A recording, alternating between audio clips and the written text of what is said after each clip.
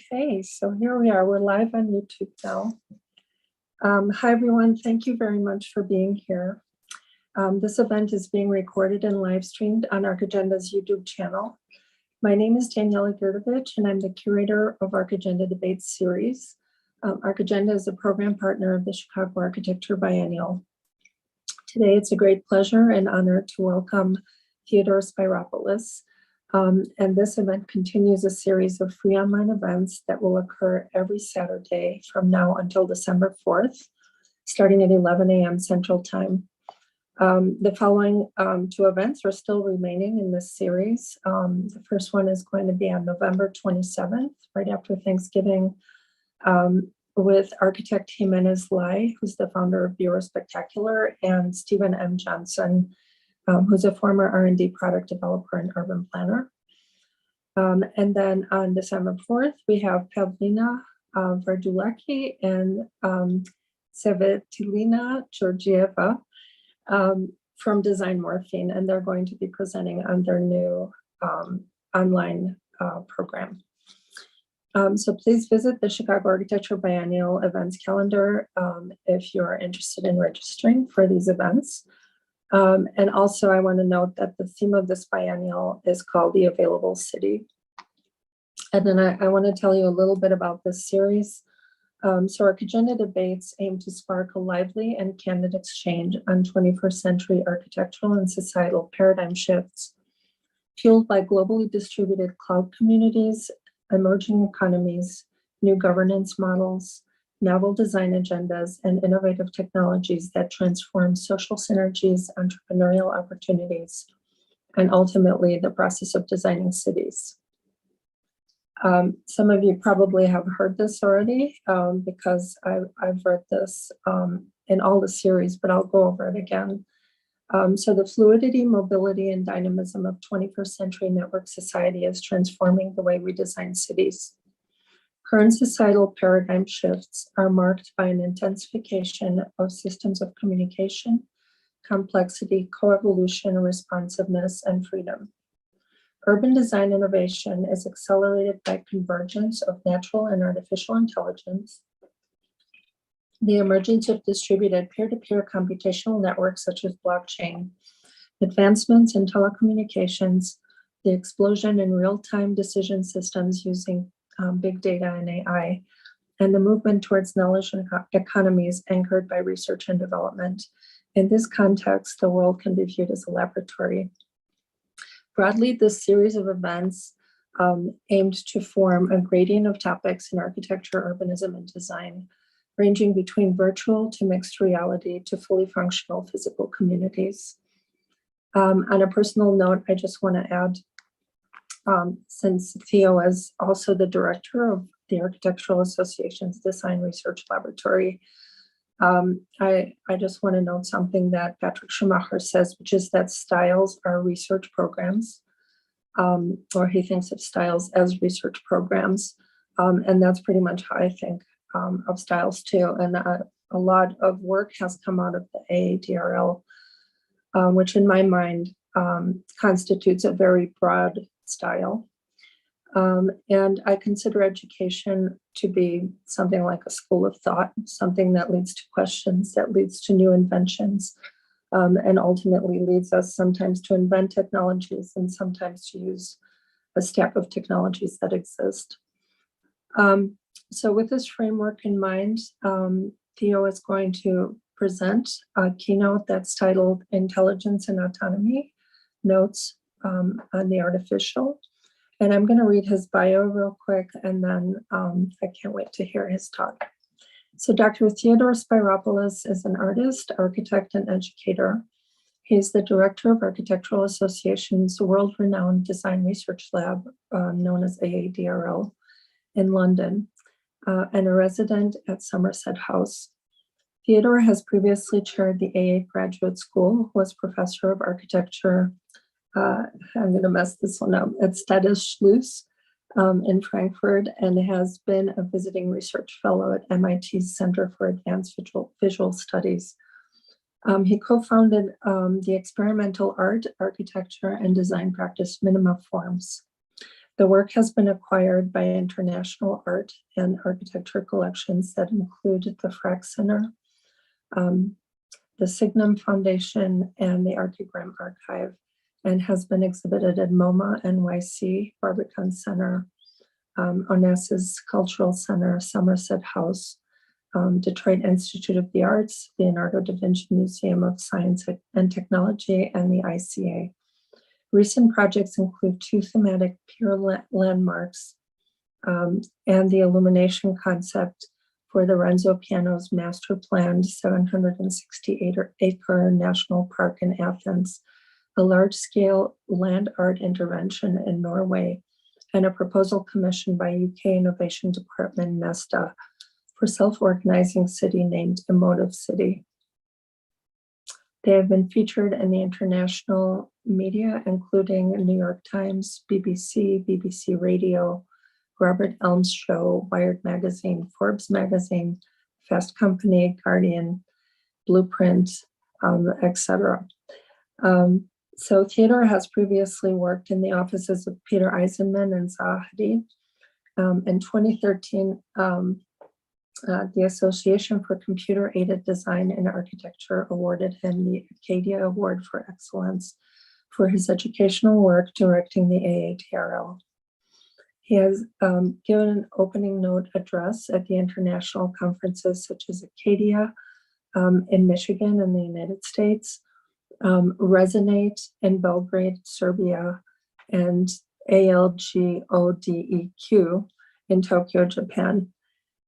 He has been published internationally, including authoring Adaptive Ecologies, Correlated Systems of Living in 2013, Enabling in 2010, and Forthcoming Behaviors in 2021. So welcome to you. Thanks, Daniela.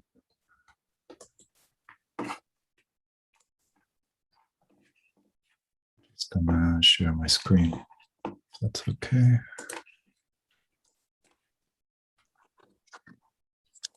Okay, let's see your screen. Can you see my screen?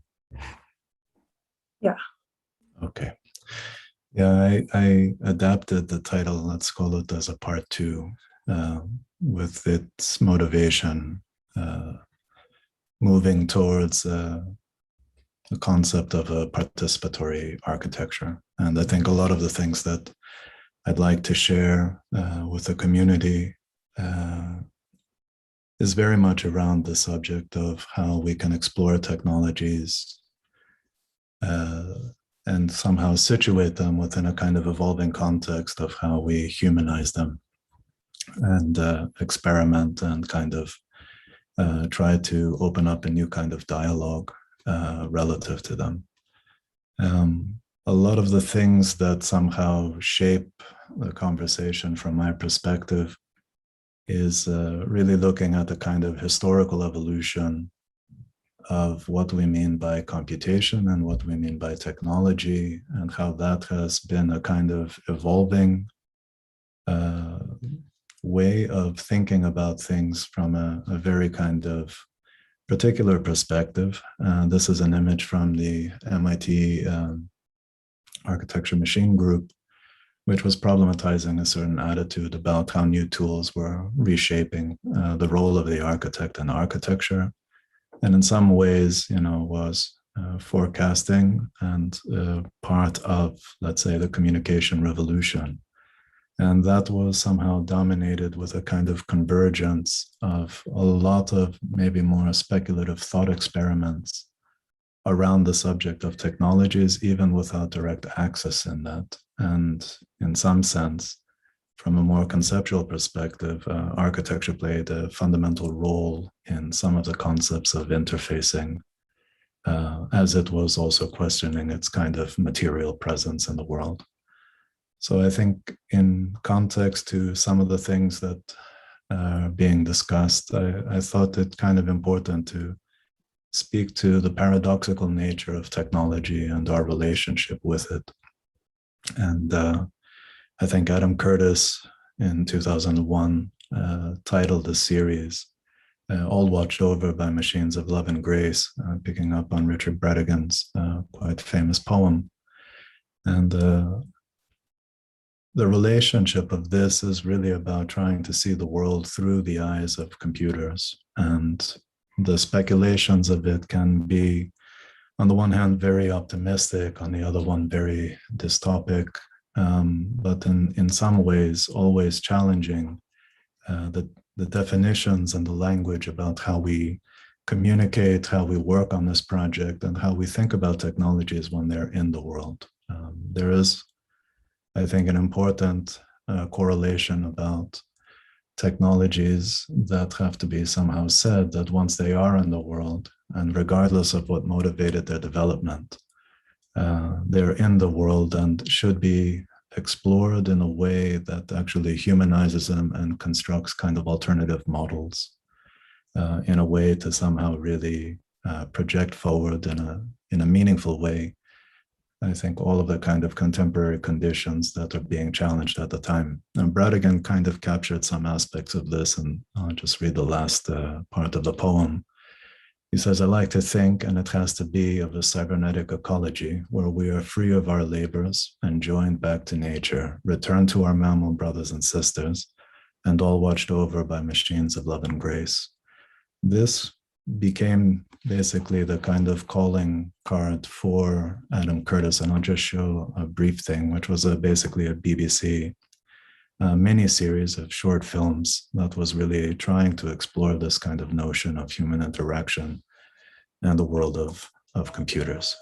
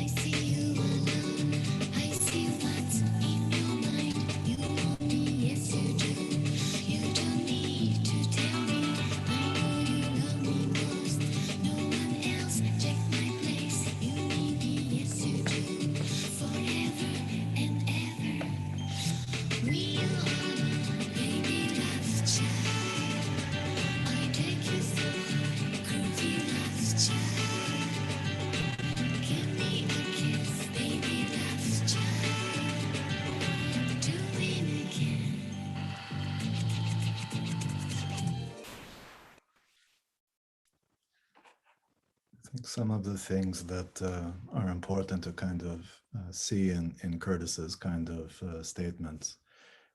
When he was broadcasting this, he basically said that we live in a dream world created by the machines, where we are all connected and we're all free, even in love. But the machines brought with them another idea, that we're all components in a system, nodes in a network, nodes in a global network. We dreamed the systems could stabilize themselves through feedback and create the perfect balance in nature's ecosystems and in human society. And in capitalism without politics and with old hierarchies of power, but power hasn't gone away, it never does.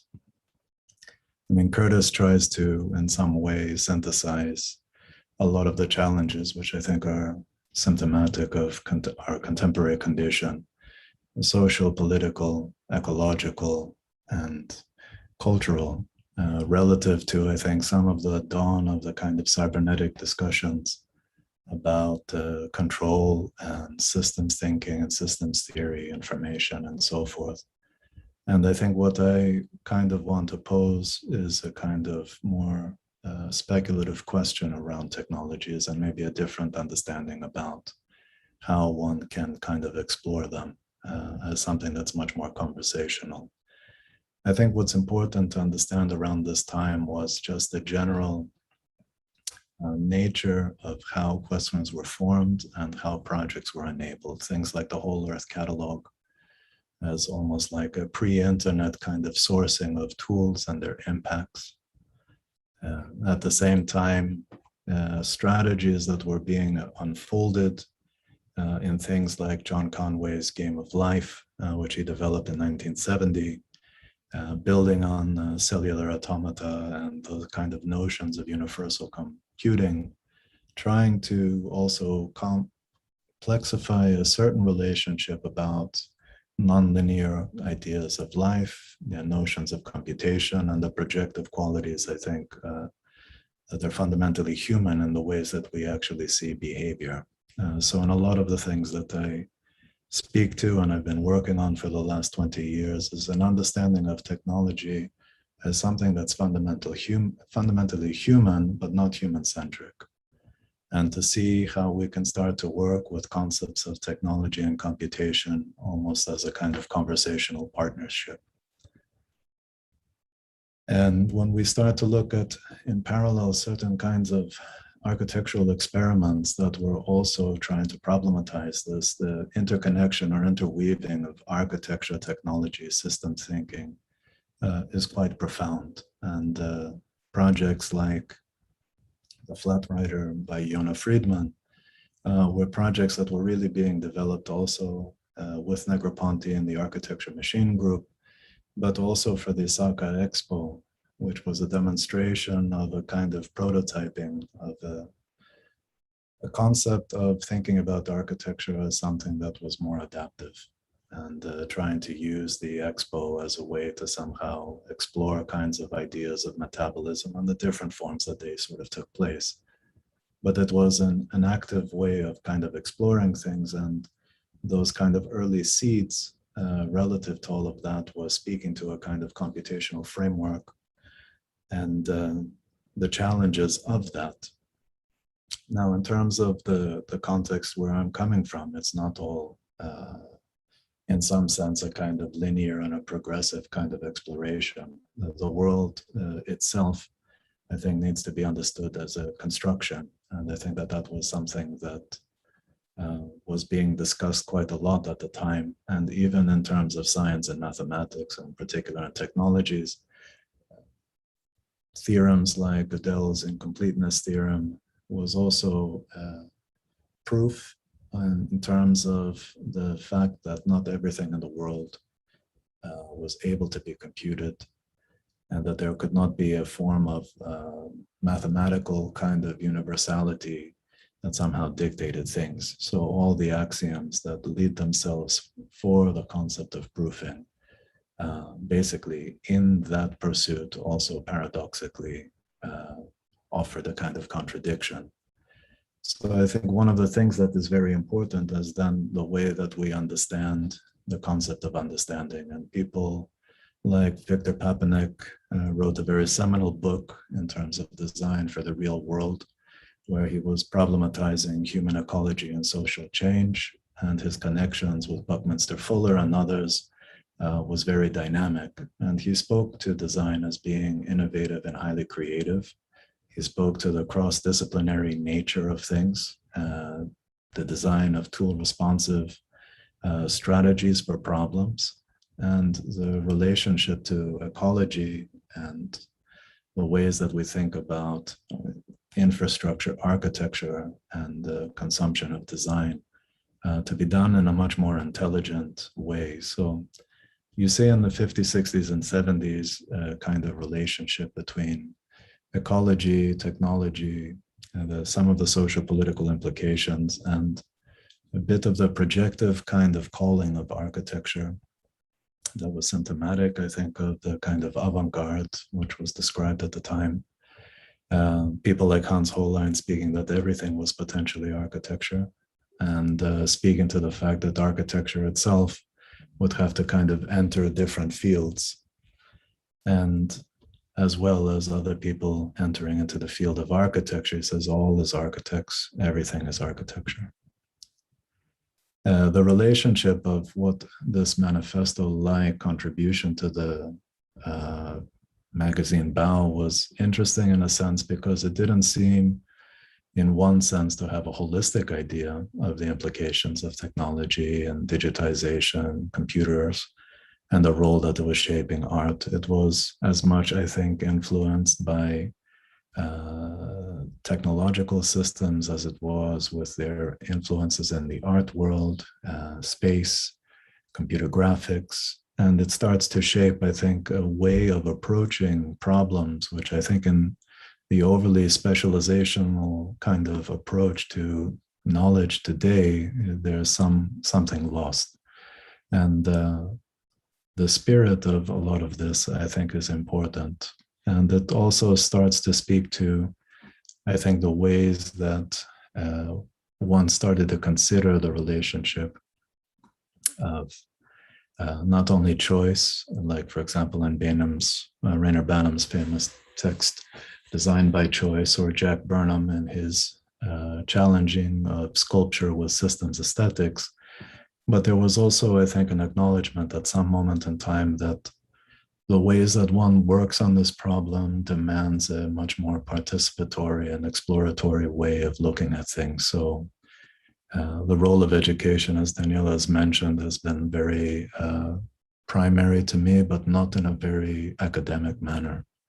The role of the lab as being a space that is an open framework or a platform to kind of explore ideas, I think, is fundamental to not only incubate and develop ideas and thinking, but also to make that much more shared and accessible to the immediate community of the researchers, but also, I think, in the manner in which that is kind of shared through projects, through platforms, through events like this.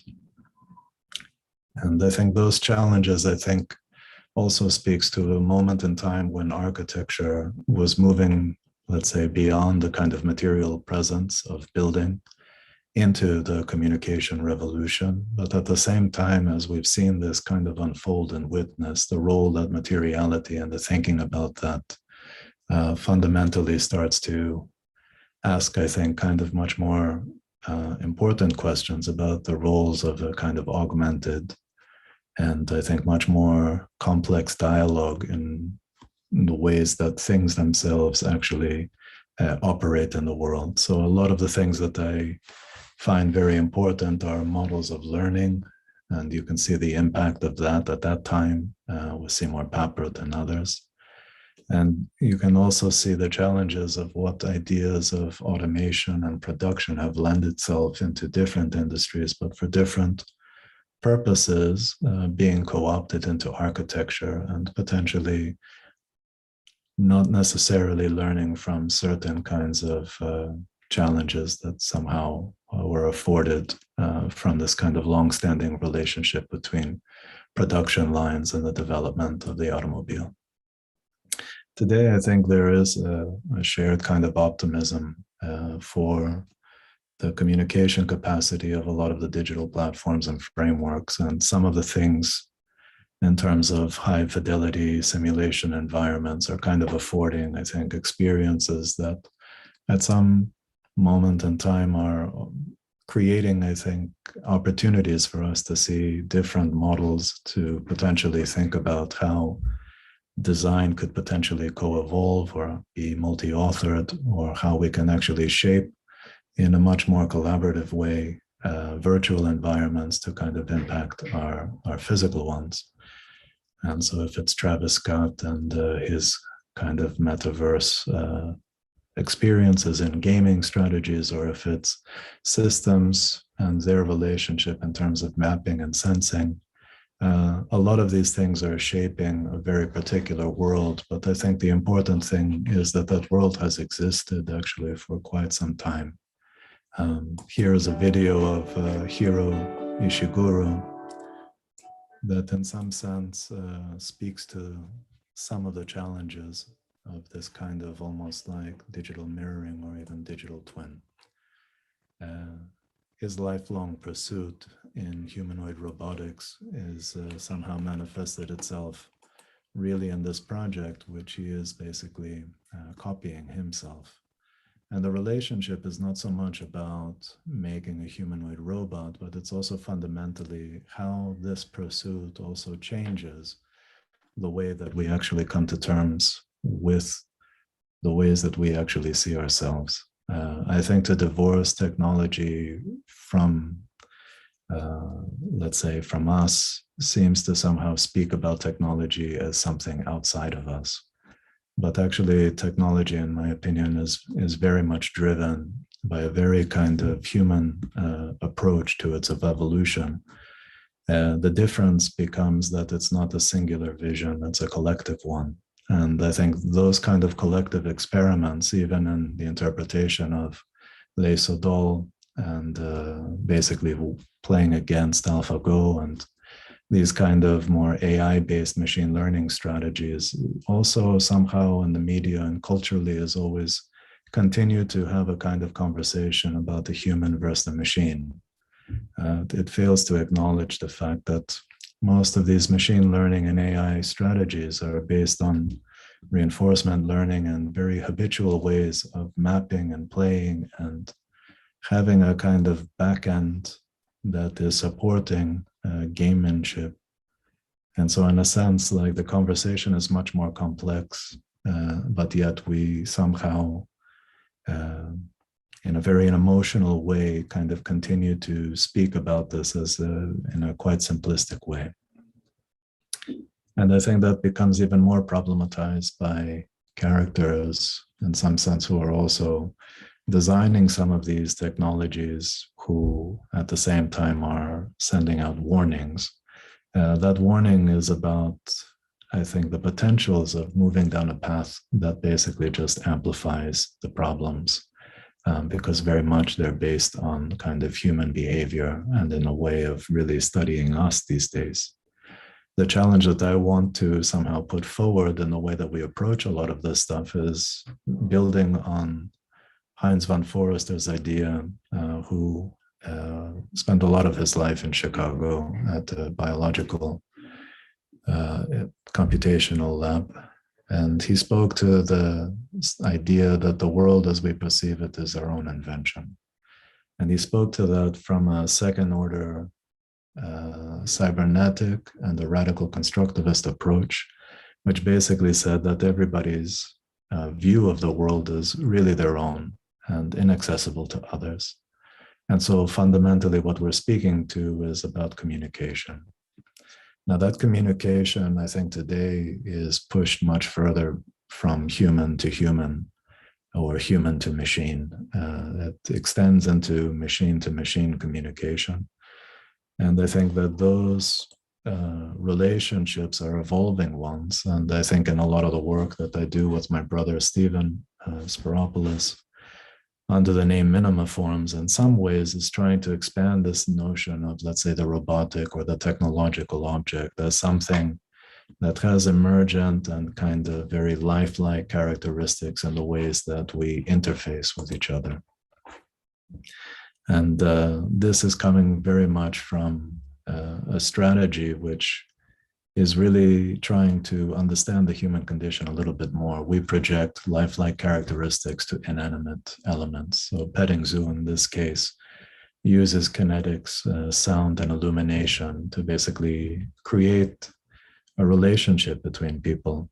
And thinking about how these systems evolve is less to do with thinking about how they're situated in the world, but there's an understanding that as they're situated in the world, they also interpret that world. And just like us, machines see the world for what they want to see it.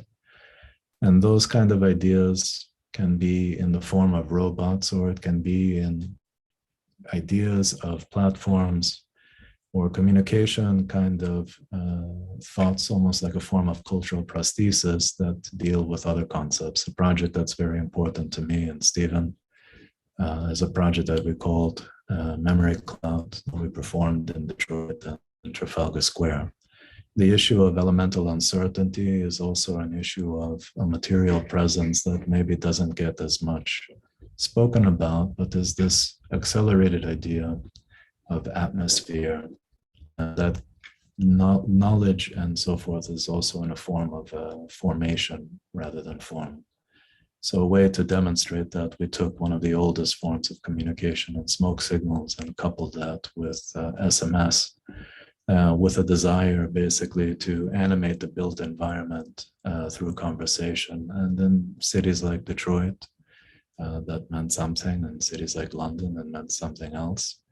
The idea was, if buildings and our urbanism could speak, if we could consider the city as a canvas, and we afforded that as a form of spatial topography, what would be said? And how could we basically generate a kind of collective action through the words as a form of kind of collective engagement. And when we initially did the project in Trafalgar Square, we thought it was very important to do that there because it's always been a space for protest and celebration, and to reintroduce a concept of the public and what it means to actually develop strategies that intervene within this domain and allow people to express themselves. What do they have to say to each other?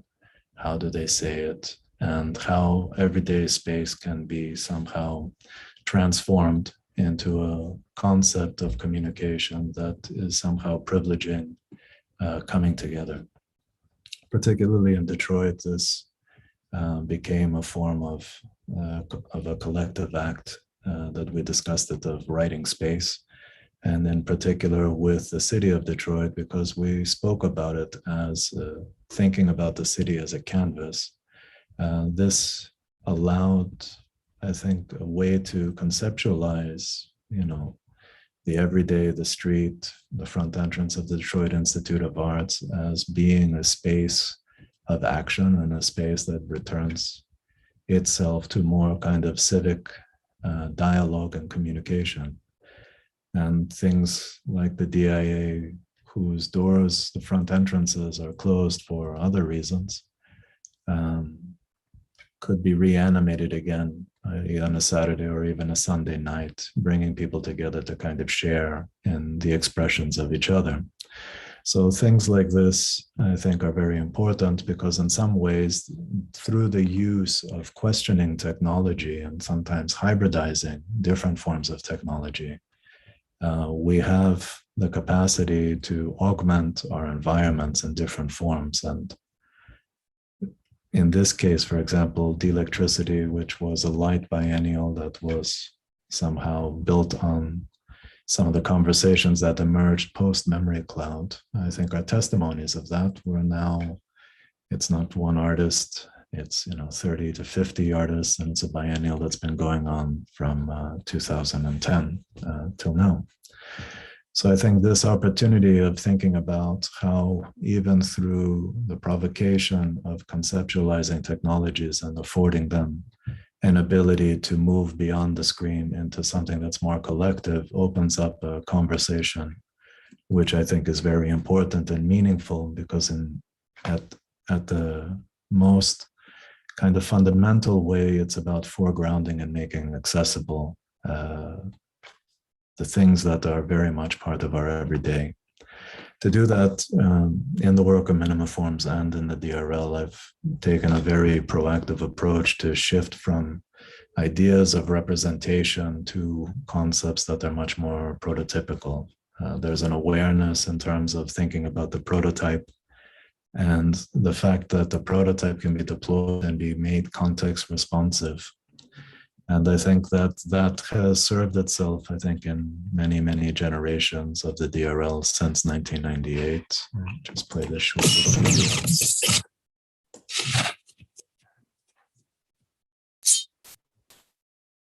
If people work together, that actually we can make anything possible.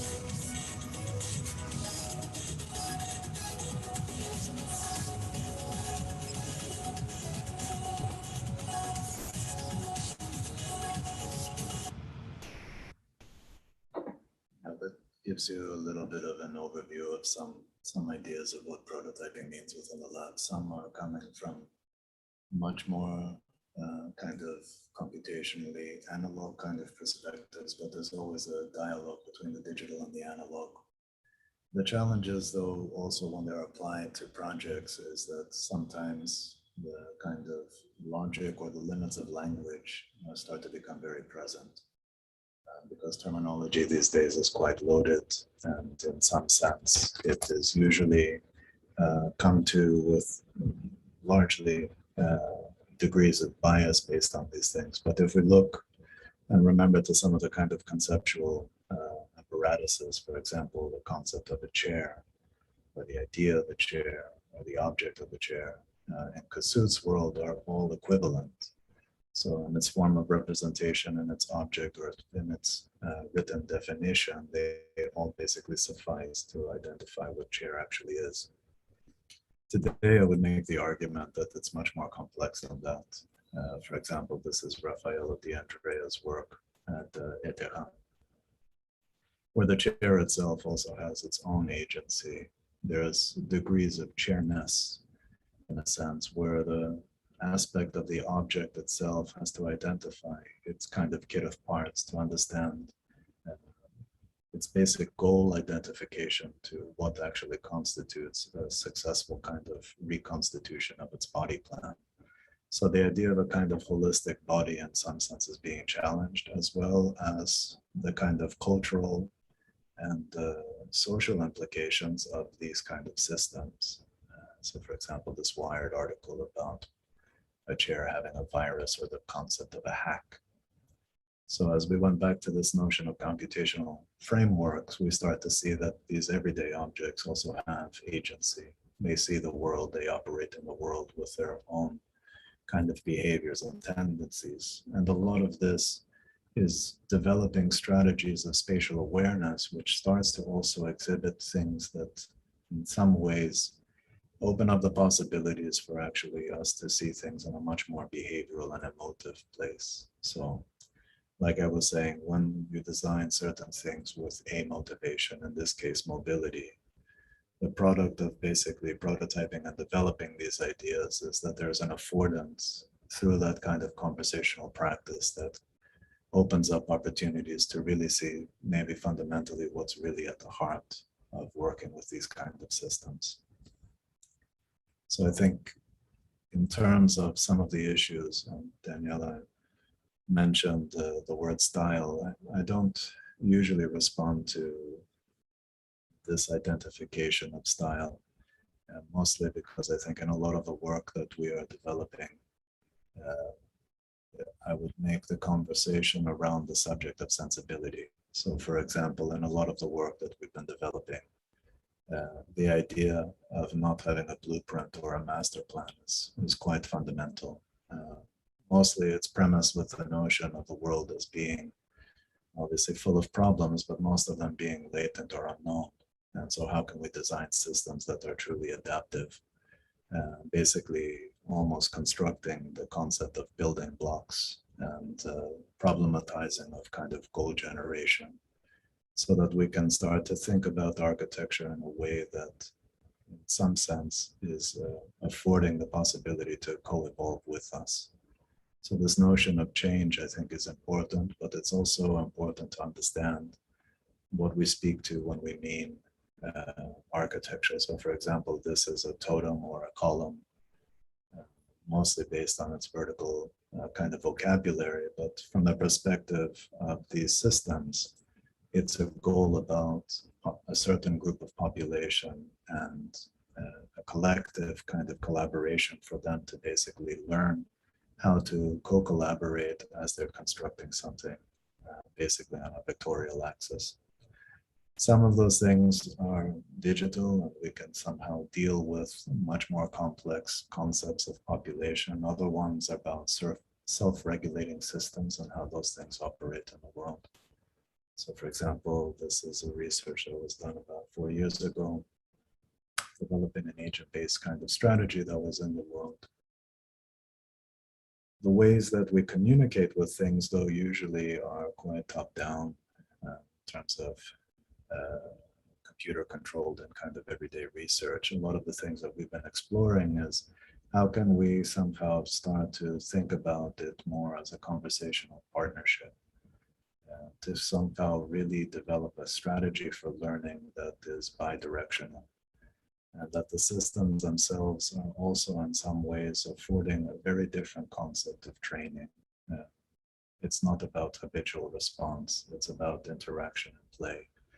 It's about really trying to build up a strategy for how we communicate, not only through machines, but also how we communicate with each other in ways that are, I think, sometimes much more profound than our given condition, particularly with a lot of the communication platforms and social media platforms these days. So in this sense, Didem here is communicating with one of her balloon agents and signaling it through winking to come to her. Some of these experiments have had a really long-standing history from my involvement in the DRL, which as of this coming year will be 20 years. And some of the original experiments when I first came to the DRL in 2002 as a research fellow was very much, I think, trying to deal with ideas of augmentation and coupling that with its impact on the kind of sensory, making these forms of cultural prostheses. And so I was also working with an artist named Krzysztof Wodicko, developing the concepts of vehicles and working actually on a form of cultural prosthesis for breast cancer survivors and war veterans. In the DRL, it was really about trying to hack everyday technologies and to try to develop a concept of the interface.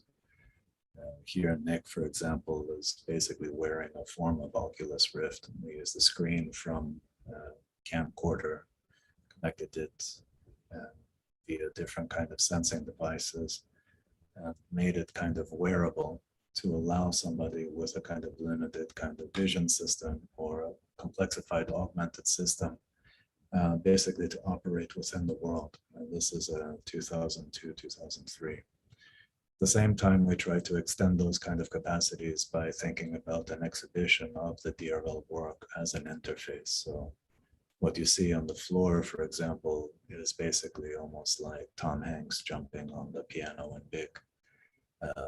Very large keyboard by basically hacking into, at the time, what was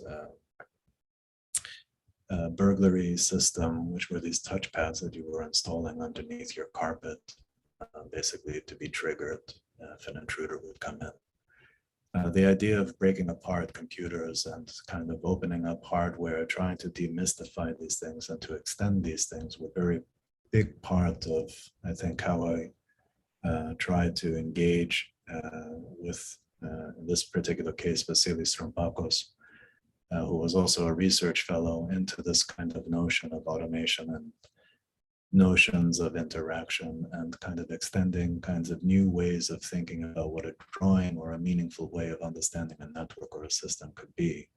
The idea of the wire diagram, the idea of how that was really coupled with physical space and interfacing, and the serious challenges that that would have, not just about making an interactive environment, but fundamentally how we thought about the problems to begin with. And so these manifested also in projects that I was developing in parallel with my brother. And I revisit them only because in some sense, we've always struggled with the idea of technology. We never foregrounded, but we feel that it's very critical to work with it, and something that definitely sets our contemporary condition in a very different relationship to the lineage of a lot of these kind of more experimental and radical forms of process. So in 2003, we were invited to develop a strategy for a future vision of London, and our approach in dialogue with people like Zaha Hadid and Foster and other architects that the Architecture Foundation invited us was based on an invitation of David Green, who gave us the window with a couple of other artists to develop a strategy. Our strategy was really that London was a form of cultural production, and it was not really about buildings, but it was almost a breeder of human interaction. And we thought the best way to speak to that was through portraiture. So we developed a kind of series of tools, and we developed a strategy to break apart all of these old CRT screens and to recombine them in a way through portraiture and through these capture devices to start to think about what the data structure and a database based on our identity could manifest as a way of exploring that. And even the simple notion of contributing something kind of opened up unexpected kind of domains of seeing how the kind of creative act, if curiosity is enabled when you allow people in some sense to understand and to make their contribution or their influence manifest in a way that's meaningful to them. So this is kind of like selfie, pre-selfie culture. And this is basically what happens when you take apart pieces of technology that were quite old at the time. You don't get any closer to understanding its fundamental nature, how it works, and what's really at the heart of it. But some of these actions, even if they're futile in some ways, open up projects. And I think that that's part of the kind of non-linear process and part of the objective of architects in particular, to really try to demystify and to explore and to be fundamentally kind of true to, let's say, sometimes what can be argued as being naive, but I want to kind of posit it as something that is fundamentally optimistic and about moving things forward, about exploring ideas that are not for us, but they're for other people. So at the heart of it, architecture for me has a very strong capacity to really communicate how the built environment not only affects us fundamentally, but that we need to do a much better job of communicating the role that we actually play in shaping the conditions today. Some of the issues around Nesta and some of the kinds of questions that were asked at Minimaforms with Stephen is to really consider what the future of machines is. And for Nesta, because of our work within robotics and so forth, we posited that the real conversation around the future of machines has nothing really to do with the scale of operation that I think were generally being discussed, but really implicates the notion of infrastructure and urbanism and architecture, and how those roles start to communicate together if we were going to start to address maybe some of the larger systemic issues that are happening in the world.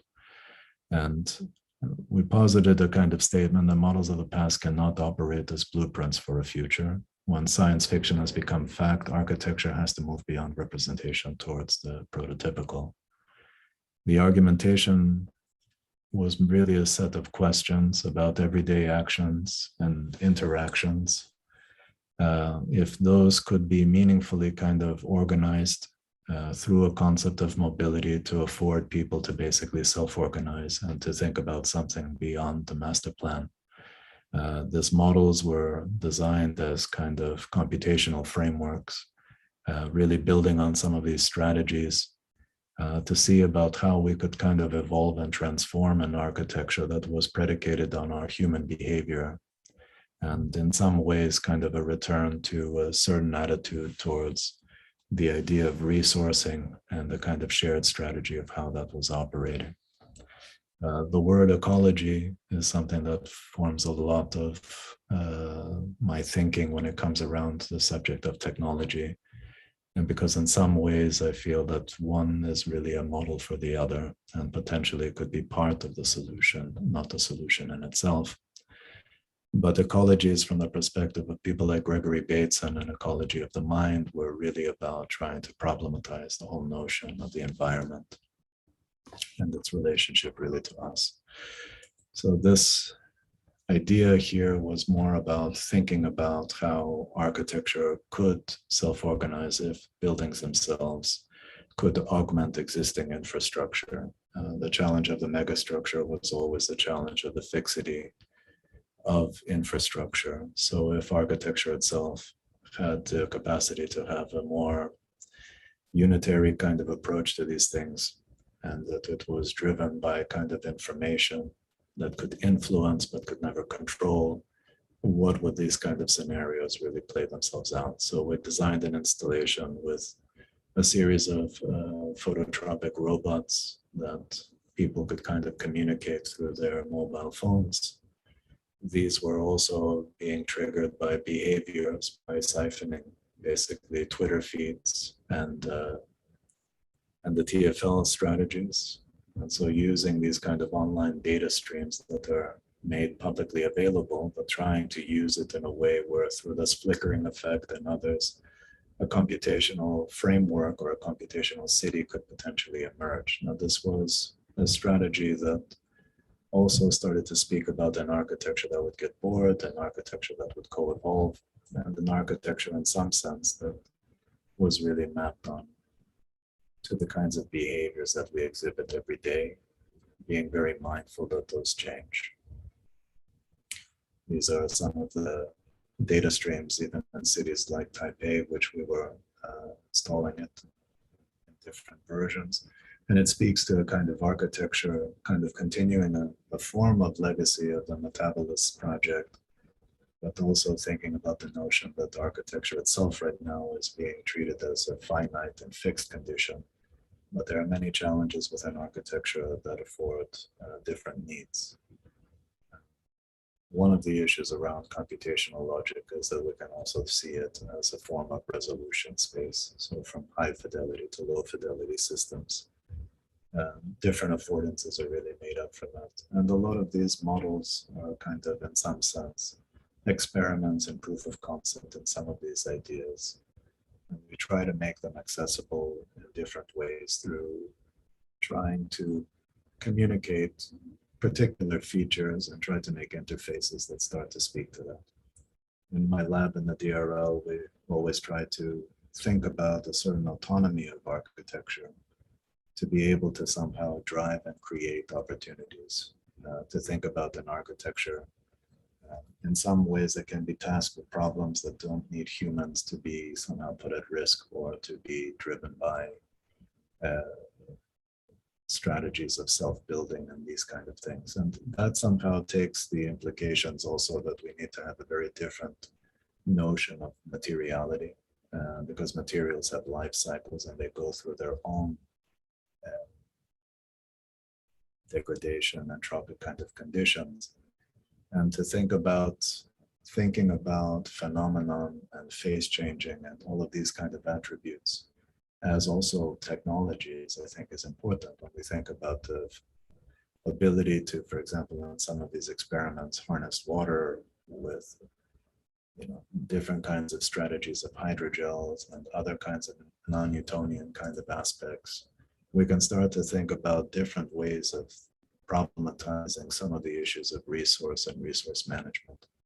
So concepts of soft robotics applied to some of these problems can also manifest themselves in, I think, interesting ways of thinking about things and interesting ways of somehow working on the problem. So this is a 3x3 cube, but this isn't Cooper Union. These are silicone bots that we were designing with the idea, if you could develop this kind of soft system, like in some of the animations, how mobility would actually be governed. And in designing these things and understanding the sensitivity and the fragility of a lot of the systems that we make, at the same time, we can, I think, a better understanding also of ourselves. The processes that we kind of explore through these things, I think, are very important to understand that even in a laboratory that doesn't have multi-million-pound investments in robotics and so forth, we can challenge and question through very an active dialogue of making as a form of thinking, I think, a lot of the more fundamental problems. And through design, I think, build a certain complexity that affords us to move domains and to speak in a much more collaborative way based on the kinds of approaches that we can demonstrate to very different kinds of industries and specializations. So these are some of the kind of self-forming autonomous robots that have been being developed in my studio for the last 10 years. And some of those challenges about what happens when a robot itself has its own autonomy, how are goals manifested, how does it evaluate itself relative to a population or a collective, and how can we somehow evolve goal orientation as being a product of very specific tasks. So this architecture, for example, has no scaffolding. It uses the body plan of each of the units to evolve itself, like I had shown before. At the same time, there needs to be a kind of analytical way to understand its position relative to others. And so in a way, we use this kind of analytical approach of structural analysis to basically state the positions relative to each other and speak to the kind of importance of a stable state versus the potential for other states to be active and be used in a very different way. This kind of idea, and I mentioned this also, the connection with this series that Daniela has made, because Pavlina was one of my students who was part of this research with me. Today, I think the challenges for a lot of that stuff, and I think it's the part which I think is important to kind of share, is really around some of the challenges of architecture itself. We usually talk about it in terms of building and master plans, but there are many aspects and needs of displaced communities, and for large social and political reasons happening every day. So they are cities on the move, and to really respond in a responsive way challenges the kind of orthodoxy of how we think about buildings and how we think about systems themselves. Some of the issues that I've been championing for a long time is really to think about the strategy of thinking about the real time, and how control systems, let's say, by being modeled on things like the port system, or something like the Amazon warehouse, or something like air traffic control, could be potentially new models or frameworks to think about an architecture that needs to be responsive for post-disaster scenarios, for displaced communities, and to try to think about how the urgency and the magnitude of some of these challenges could be addressed by basically hacking systems that are in existence today. To that, I think, lends itself back to those primary questions about how things operate in the world, how they see the world, and that concept of everybody's observation as their own is something that's fundamental in the design of everything. And how we use information, I think, is much more important than its generation. We can generate information from anything, and we can argue about anything and find the resources to somehow manage that. But what we have to really sort of speak to is a data mining that is fundamentally responding to goals that are emergent and are really in the now. So a lot of the things that we've been looking at, from Kiva systems or AutoStore, is to try to see how these systems operate and how we could develop maybe a strategy for a post-disaster scenario that could operationalize some of those logics and really start to think about it as a kind of system that could be responsive to some of these challenges. And how could we develop a strategy as maybe some of the kind of provocative language of an instant city or these kind of things, through this kind of self-constructed, self-building, self-structuring kind of approach to thinking about some of these design strategies. And we've been working on these things in different forms and trying to build scenarios and strategies using a lot of gaming logics to be able to deal with kind of evolving information models. And trying to suggest, almost like Shiguro Ban's kind of idea of developing partitions and these kind of strategies, a more complex relationship with changing needs. And the needs of these kinds of systems, I think, are very dynamic, and they for sure challenge the notion of fixed infrastructure. So the concept of mobility is really about manifesting within the kind of individual design elements the capacity for them to deal with some of that change or uncertainty. and to problematize that in a way that potentially could communicate for very different versions. It could be a mode which is more for triage versus a mode that is much more about shelter. And it's an acknowledgement that at the moment we don't have any real successful model for any of these things. Systems that are very fast and rapid, supposed to be very temporary, for social and political reasons are used as something that could be argued as semi-permanent, if not permanent in some cases. So the ideas of thinking about actuation, the ideas of thinking about how systems are deployed, potentially are exploring different concepts. So here we were thinking about strategies for dropping and how that could be a self-actuating system for a kind of drop-down development. And these were designed during the pandemic. The first, and this is a response actually in the first like 5 to 6 months. So throwing things outside of the window here was the only form of prototyping with no access to laboratories, but still at the same time able to work on different kinds of ideas of how one identifies context and site, concepts of deployment, and how those things are really working with fundamentally accessible technologies that everyone is more than capable of learning. But it's really the coupling of these technologies together and the conceptualization of what architecture in the now could be that kind of affords, I think, certain possibilities of thinking about that. Also challenging the idea of organizations that are not just deployed in one state, but as the changing relationships are identified, that they have a system that can be cellular, but also create larger open plans and evolve with the changing needs. And so a lot of these kind of ideas are things that we've been working on in the post-disaster scenario. And I'll finish with one project, which was identifying particular issues around COVID and issues about generating basically a hospital that can come to you. So the concept of health and well-being, the concept of facilitating illness, and acknowledgement really that hospitals, over 50%, if not more, of people that are being treated in the hospital could actually be treated in home care if the devices and so forth were actually brought to them.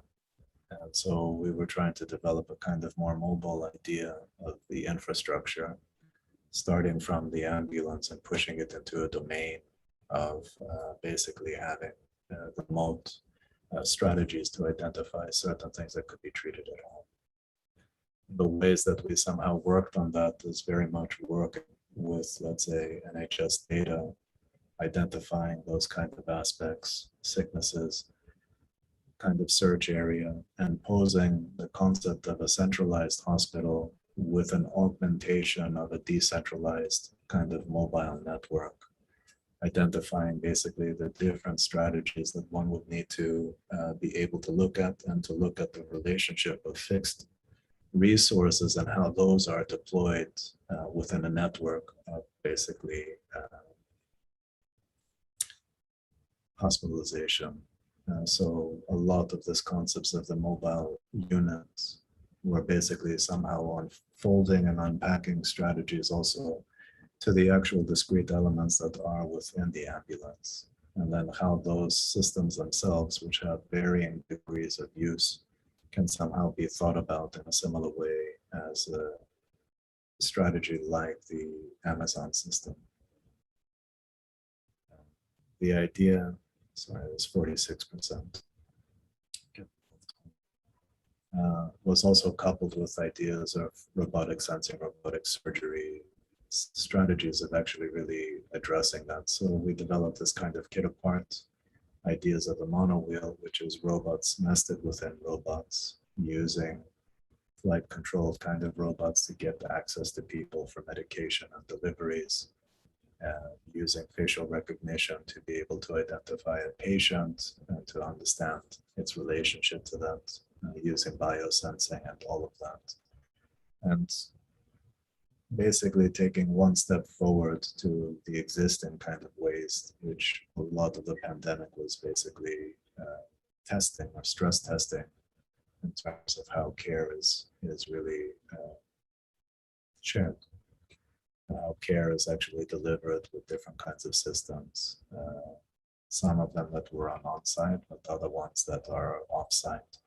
So this kind of notion of collaborative robotics and so forth, even systems like you see here are based on existing systems, which are semi-autonomous. But the overall idea anyway, and just to bring this kind of to a conclusion, to open it up for maybe more conversational discussions around it, is that the concept of architecture beyond building, I think, is fundamental. But the role that technology speaks to, I think, is really about understanding the role of architecture as an environment and how the coupling of infrastructure, architecture, and technology itself is a project that's not about the smart city, but it's about making kind of intelligent decision making of some very kind of real world problems that we have. I go into just a simple kind of example of this where students are actually mapping areas and building real-time models that basically are starting to test and stress test some of these ideas. So the concept of even a notion of a network or a twin is really to kind of problematize and to really challenge some of the models that are being deployed, and using strategies of artificial intelligence and in some sense architectural intelligence to be able to manifest that in a way that can really communicate also with partners to help kind of push this in a much more meaningful and accessible way so people can get the best care within the constraints of an environment. So it close with some of these animations that are speaking to this, and of course there are issues around privacy and other things. So of course they have challenges, and they also speak to the necessity for building trust in each other. I think fundamentally, I think the notion of community relative to technology is very much something that by necessity needs to be spoken to, I think, much more adamantly. And so I think what's encouraging for me is that young people also working in kind of environments like the lab at the DRL can be exploring these very real world problems and start to really challenge, I think, the orthodoxy of some of the things that we have in the world, primarily out of habit and not out of real sense of purpose. It's more like a reactionary way of just managing, offering the possibilities to kind of consider anew some of these things, and at the same time work within some of the constraints that we actually have in terms of the information, the data management, and the delivery strategies for some of this. So I think some of this may seem like science fiction, but I feel that the world is actually full of models of science fact, let's say. I end generally with this quote sometimes because I think when it is on the subject of technology itself, I think Cedric Price said it very well, that technology is the answer. But he wanted really fundamentally to understand what was the question. And I think in that pursuit of actually asking more informed questions, we can really get, I think, a better sense of what this kind of collective experiment, particularly within digital technologies and algorithmic processes and life conditions, can kind of evolve. I think that's the only meaningful way that we'll address some of the things coming our way or have arrived already in different forms, both ecologically and through social responsibility. So I think with that, I maybe leave it there and open it up if there's any questions tonight. That's okay. That's great. Thank you so much, Theo. That was great. It kind of brought up a lot of issues. So I'm going to invite the audience to post questions in the Q&A box. We don't have that many people in this audience. What's been happening in this series is there's more viewership on YouTube. So I guess I'll just kick off a dialogue. So you probably know about this project of the metaverse that, Shege and Patrick and I have been collaborating on, kind of brainstorming really. And I guess what I'm really interested in, the metaverse, like at one point you showed some images of kind of like a gaming engine rendering. And what I think is really interesting about the project of the metaverse is that it would be possible for different designers and even people from different schools of thought to kind of experiment with layering the various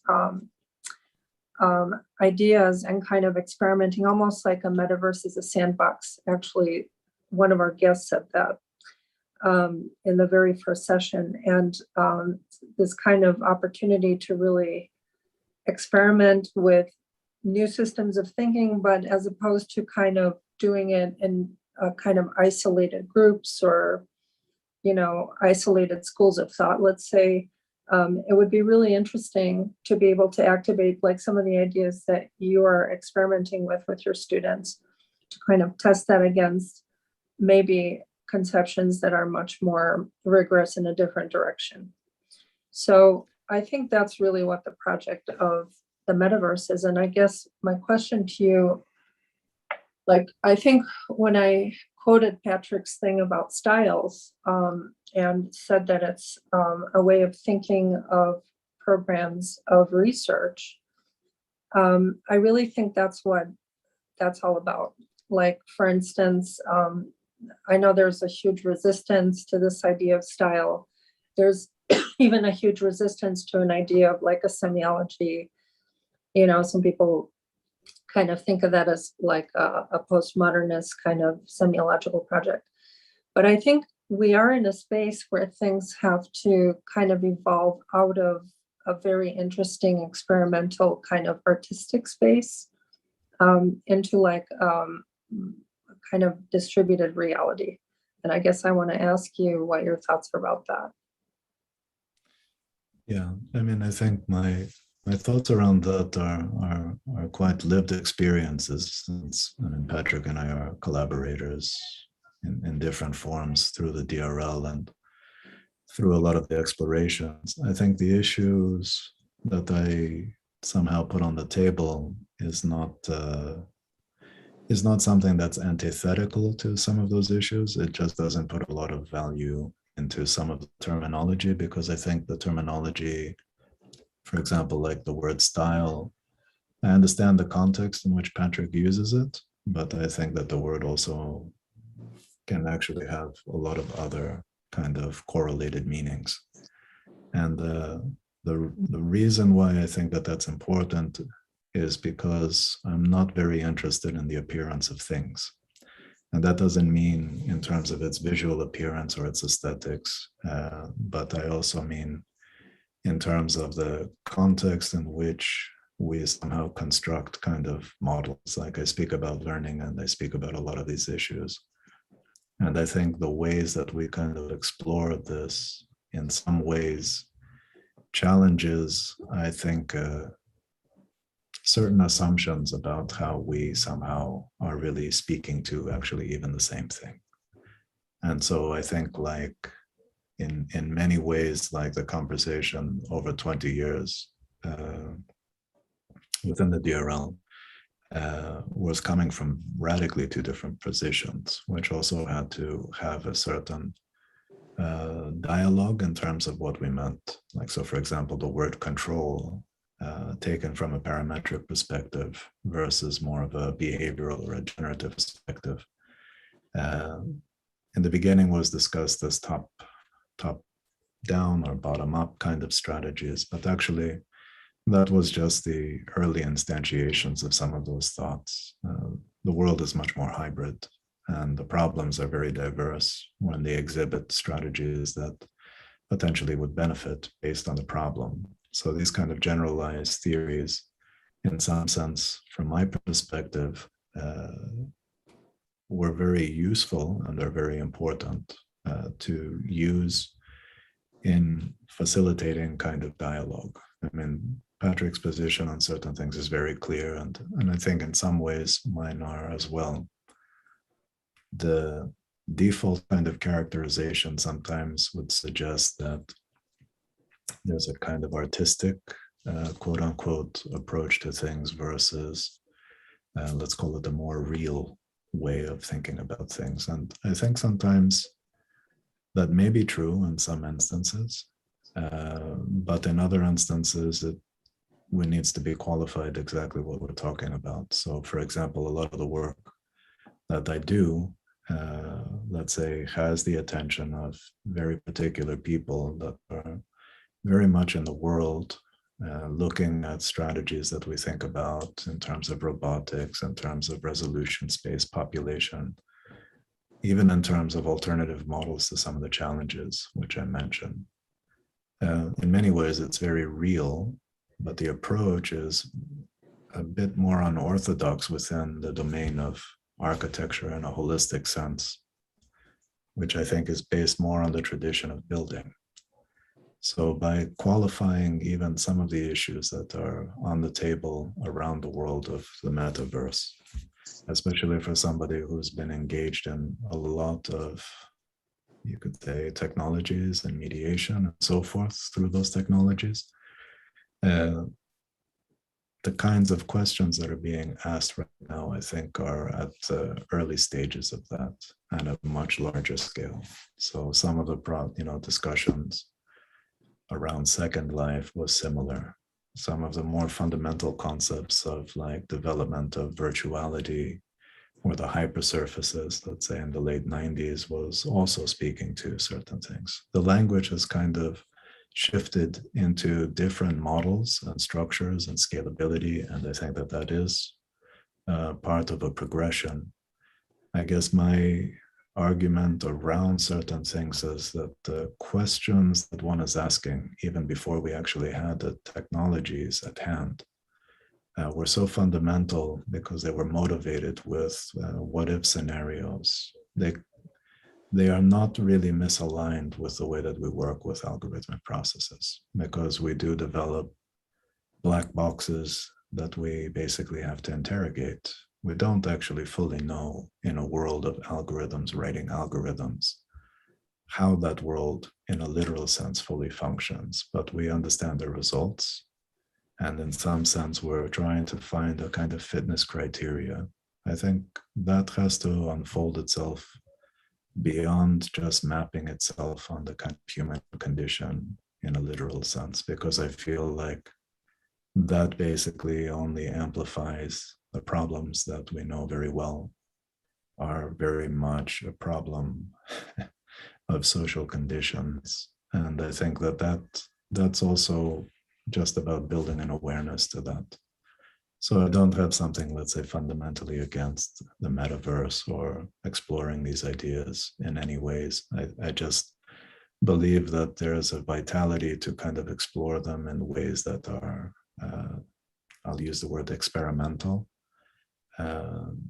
rather than driven by a certain kind of delivery of a way of product. Like, I sit uneasy when I see presentations like, let's say, Mark Zuckerberg did, speaking to the metaverse in some sense. And at the end of the day, if one sort of strips away the things, we're not much further in his conceptualization from early kind of, avatar experimentation. So I feel like it's something that we have to kind of open up the discussion as in a more plural way to be able to kind of afford it. But me, fundamentally, I have to say, even if I work with so much technology, I never really foreground it for the sake of it. And my brother, who deals with interface design and works for a lot of companies, he was always trying to get beyond the screen. So a lot of the early experimentation, even stuff that you see in Memory Cloud, was really to see it in a much more augmented way. So I guess my interest is in more augmented strategies than concepts of kind of externalized realities in a different kind of platform, because I don't see that divide in an explicit way. I don't know if that's Yeah. answering your question. I was trying to Yeah, give a it context from definitely my is. side. Yeah, it is. I guess what I'm getting to, and what's always shocking to me, so, like I've been, I've been looking at the work of the AADRL for a very long time, even before I knew who the participants were, who's, where these ideas are coming from. I just found the work inspiring. And, as I started studying, kind of understanding the concepts, and then eventually starting my PhD and kind of understanding from different directions, John Fraser and Ben Bratton. I mean, all these people who have amazing, intellectual practices and amazing sort of visions of what is happening, what has happened, what will happen. What's really interesting to me is how politicized that whole process became. That it actually is not just a dialogue, but it's also a set of politics. Yes. And that was almost shocking to me, just how political those dialogues were.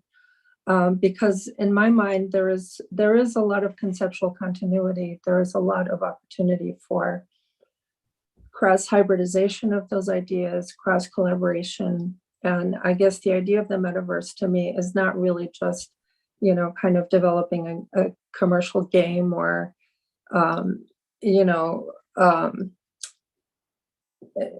something that's, a product necessarily, but more like an experimental ground, like a new way to experiment.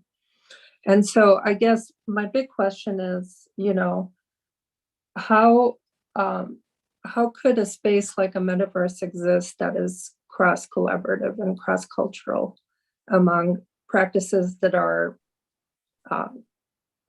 very autonomous at the moment and very uncollaborative? Yeah, I mean, it's a good question, but I think fundamentally one would have to kind of define the metaverse in almost in opposition to what we have now. So, for example, like the internet as a facilitator of a lot of those things, or the promise of the internet, and even knowing some of its history in some ways. I mean, there were definitely quite inspirational ways of seeing the plurality and really kind of seeing a stratification that was being, let's say, obliterated in a hierarchical sense, kind of slowly evolve incrementally into something that one could say has very clear kind of hierarchical logics. And I say that in parallel with, I think I'm not really interested in gaming, and I think gaming technologies are proliferated because there was an industry behind it to really develop those tools. But actually, fundamentally, still a lot of those tools were still problematized and created. Ivan Sutherland and a lot of these seminal figures really at the dawn of this, the conversation was much more plural. Like some of the things that you're saying is something important, or as a desire that you see as potential in the metaverse. For example, the Macy Foundation used to have these conferences, which they were basically trying to understand today, right? So they brought, cyberneticians, they brought medical doctors, they brought basically people, a cross-section of all kind of intellectual, let's call it domains of intellectual capital, to come and to talk about, the role of technology and computers and control systems and the environment and ecology. And they were profound meetings with profound papers written and shared. But there was a belief that there was a lot that was unknown, that things were not only latent but really something that needed a coming together of people. I think, like, for example, with some of the challenges that we have today, and definitely accelerated through the experience, like lived experiences of the pandemic, there's an opportunity to make that more accessible and more explicit. And I think there is a certain obligation for us to try to work towards that as a kind of goal. And maybe the metaverse could be a version of that. But we would have to outline what that actually is. Beyond, let's say, the desire for collaboration, we need to understand what's motivating that collaboration. And we have very hard problems in front of us that I think are not going to be taxed to be implemented based on politicians and so forth. It's definitely going to be about communities coming together to really speak to, I think, the problematics, but I think have to have an idea of social responsibility that in some ways I thought was more spirited at the time post-war, because obviously there was a desire, there was the implementation of technologies, but there was, I think, a general sense of purpose of trying to figure out things regardless of how that evolved. And some of the radicals became some of the, moved on very opposite ends of the spectrum. I think the issues around a lot of the ideas around some of those challenges remain. So it's trying to learn from that history and problematize it in a way that can be made accessible. And I mention it also because in the context of the DRL, I think it's very important to understand that there are also sometimes very different ideas about things. And yet there's a home for all of those ideas. And the byproduct of that coming together is a framework for people to explore things. And that's where I think that that's made a lot of the issues much more conversational, and it's never with antagonism to discuss differences. And even the subject of debate is something that I think is important. The issue is how to make things, though, also accessible. And it's not something that I feel like I have an answer to, but I definitely feel like there is a necessity to have that kind of goal. So these events that are somehow bringing people together to speak to these ideas, I think is important. I don't think it's necessary that they're all aligned. And I know that that's not something that you're trying to do, but I speak to it that with a lot of technologies, there's an unconscious convergence, because I think sometimes we're not fully cognizant of the fact that technologies are not something outside of us. They are fundamentally ways that shape our behavior in some way. And I think to acknowledge that is not just to understand it in a trivial way. It's really to understand that it's not a force. It's actually, we have a lot more agency in this. And in terms of the ways that we collaborate, I think it's very important that the knowledge that we do have gets refactored in a way that some of these bigger projects can be identified. So I think that there is a role for the speculative, but I don't speak about speculative design. I think that these are all part of actually being very real in the world today. But I think the ways that one somehow approaches the problems, I think, speaks for me quite loud in terms of like the potential of where these things can go. There's an urgency, I think, to some subjects that seem to me important.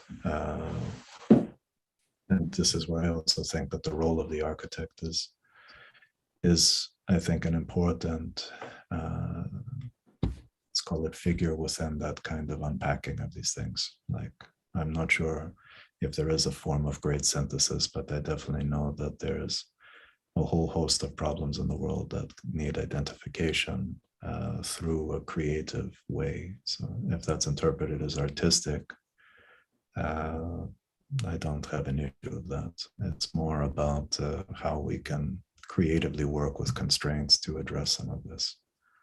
And I'm not sure a platform by itself or an interface by itself can be burdened with that holistically. I think it comes through, let's say, the different communities that somehow are enabled through it.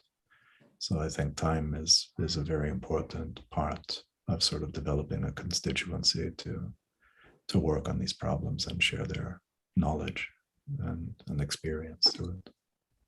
Yeah, I guess I agree with a great deal of what you're saying. And like from my own background, when I was a child, I was in a neighborhood that was, I was in a country that was only 25 years old.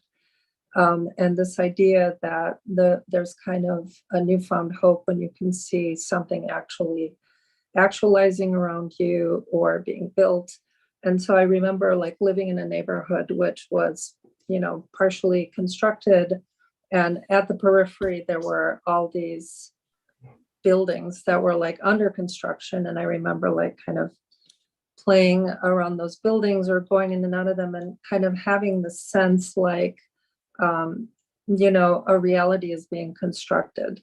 So what I'm talking about is not necessarily just kind of a game or product that, becomes kind of an online entertainment or activity. I'm talking about something that can help us understand what the future could become, post-pandemic, post political problems that are happening. So, I don't think that can happen just strictly in a semiology that is very obscure, which I think sometimes art can be. Like I come from an art background, I first and foremost was an artist for a number of years, but I think the state that art has gotten into, and this is where I really agree with Patrick and why I think the Other Places of Architecture is trying to do something that is really other than just define a style. I think there's like a necessity for having a language that is common for so many strands of ideas that are really very difficult to like tie together. So for instance, I think style or how something looks, no matter what the budget for that thing is, or no matter how it's conceived, I think it's actually a very important communicator.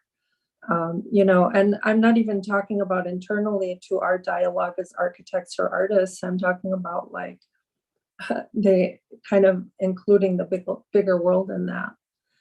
And so I think a design language that's communicated is extremely important. And I think that there's a lot of opportunity in a metaverse.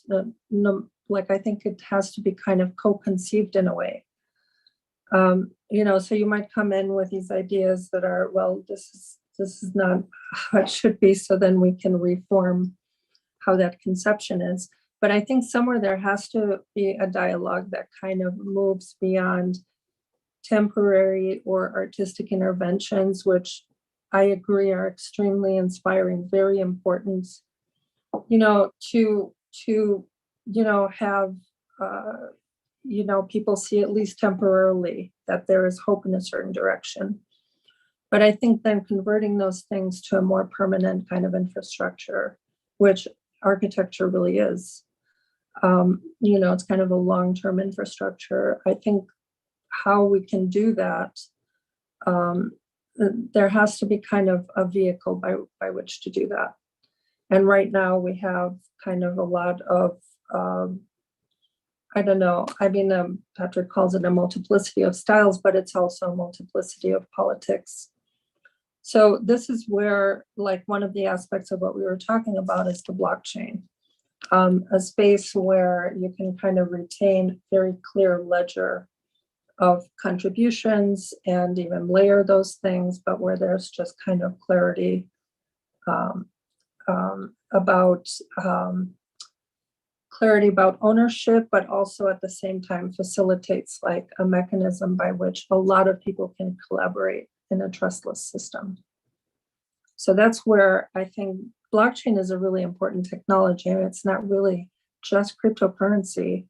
It's a technology that's very interesting, and what's happening in that space is really interesting, but it is primarily, kind of an experimental sandbox by people who are not necessarily architects. Some of them might be.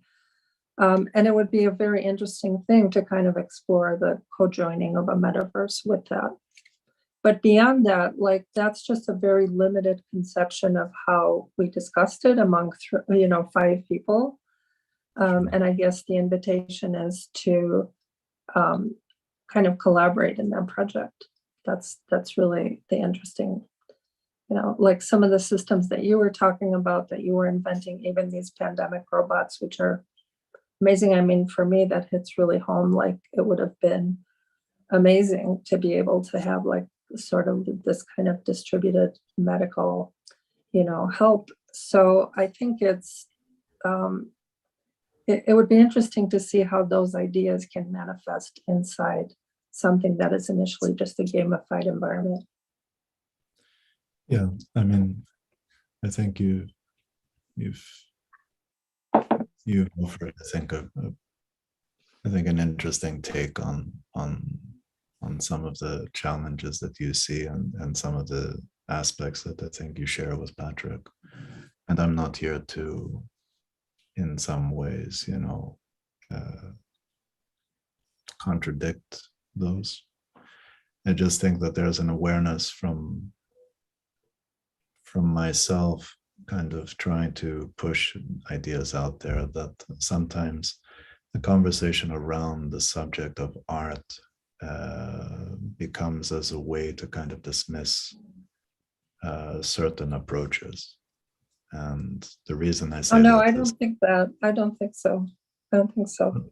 I think it's more a recognition that it's a space of experimentation, but that those things, in order to become sort of manifest in the world, need to be also instrumentalized to some degree so that they become a stable infrastructure.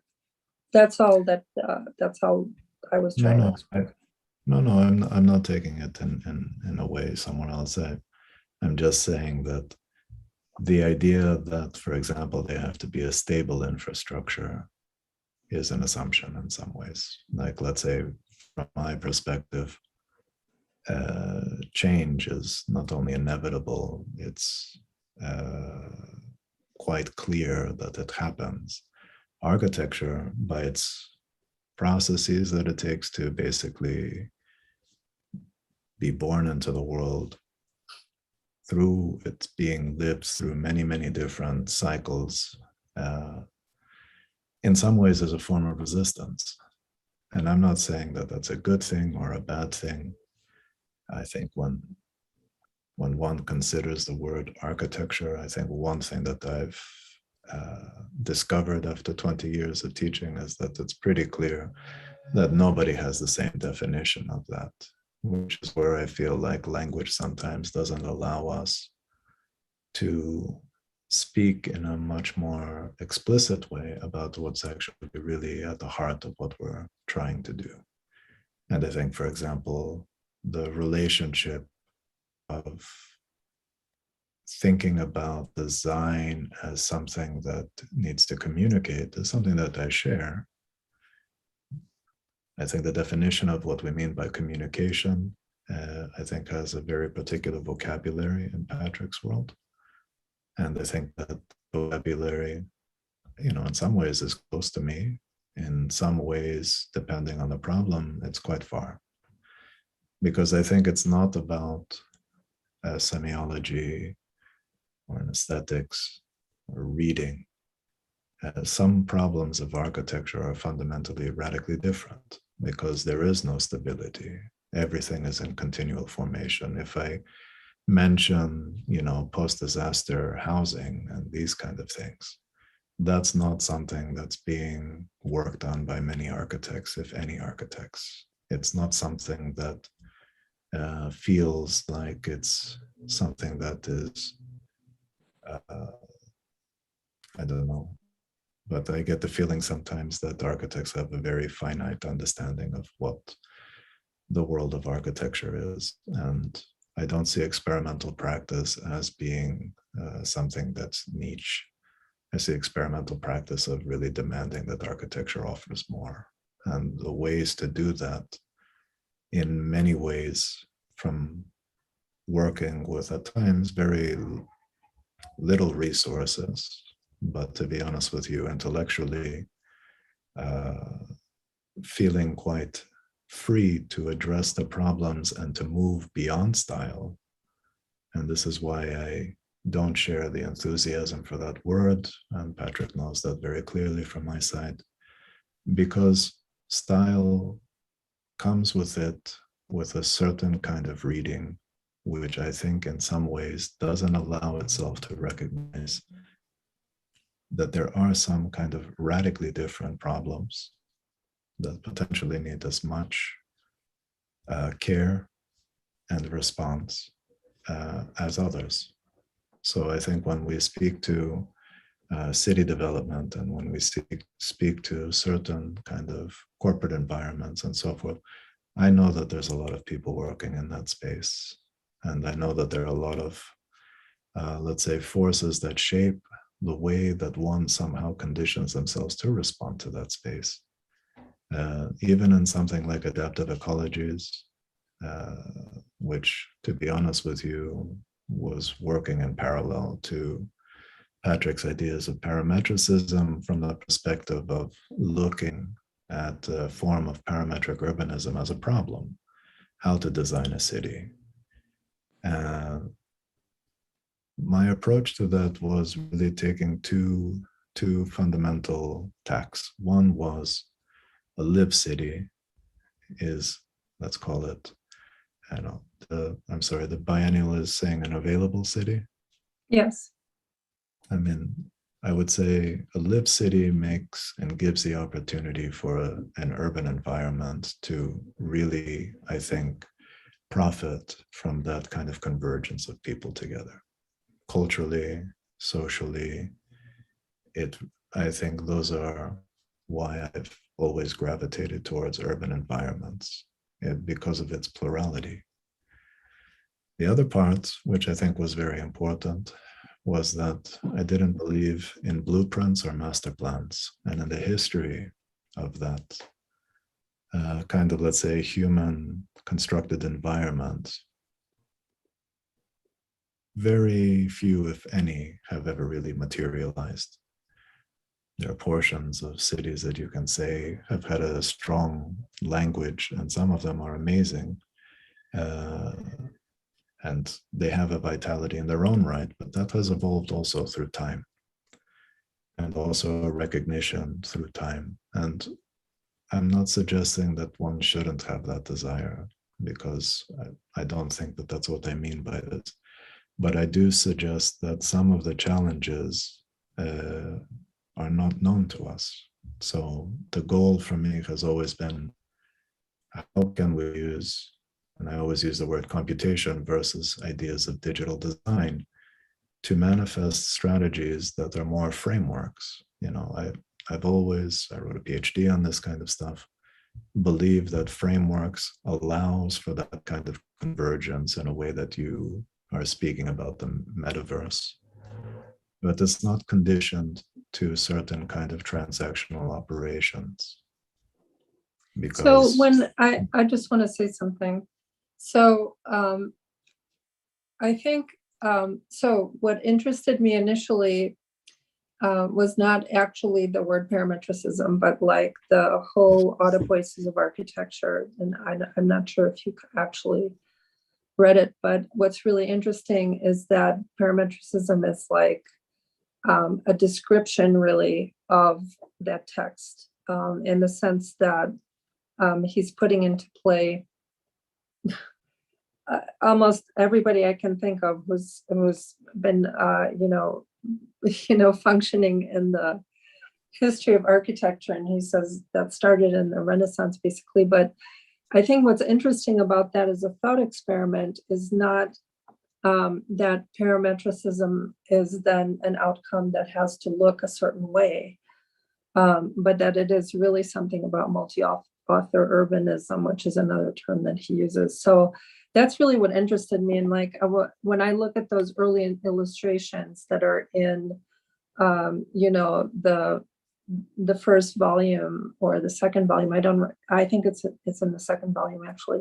When I look at those early illustrations, I mean, clearly those are just kind of embryonic forms of trying to kind of cohere something through parameters, not necessarily the technology that people associate with parametricism, but the idea that different parameters from different sources or collaborators can end up forming something that is cohesively kind of evolved sort of in a, you know, second nature kind of way. I mean, these are all kind of fuzzy terms, right? Sure. There's not like the fixity that I think people attribute to some, you know, parametricism. But I think there is something very interesting about the entire text of the Autopoiesis of Architecture, which is like over 1,200 pages, over which like a whole evolution of ideas is taking place. And that's really what I'm interested in. That's what I think the Metaverse project really is kind of trying to cohere among various discourses, like a dialogue or a communication, to the point where, and I do think, I think visual style is extremely important. You know, I think what we see, the ways that we shape language is very important. So that's, you know, that's where I think the misunderstanding, yeah, maybe the expression of a style in such a strong way can kind of lead people to think that it's some kind of a, like a mission with a flag, but really, I think it has to do with offering like degrees of freedom in thinking and being able to actually communicate among different schools of thought. Yeah, I mean, Daniel, I think it's important from my side to mention, like, I mean, I know the parametricism discourse, you know, very firsthand. Of course. And I can say that I actually haven't had a lot of discussions about the word style. I know that this is a kind of communal kind of response in some sense to certain things. I mean, I speak to it because it's not a word that resonates with me. But I don't think that in some sense that means anything more than that. And I did read the first book of Autopoiesis of Architecture. Patrick was very kind to invite me to discuss that when he did this event with Eric Owen Moss and with Prix and Zaha, Kipnis, Zarapolo, and others.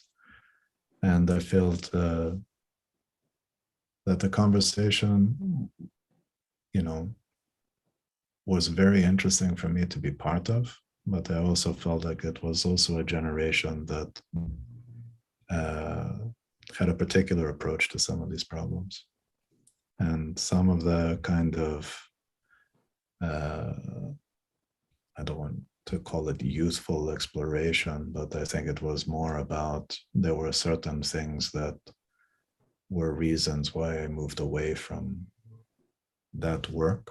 And that had nothing to do with not respecting it and valuing it and understanding its complexity.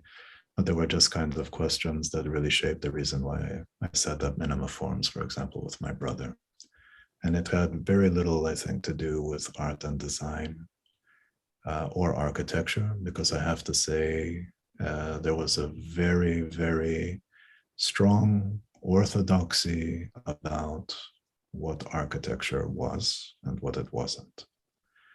And I always felt that those kind of declarations are, I think, very useful because they give a form of creative friction for sure.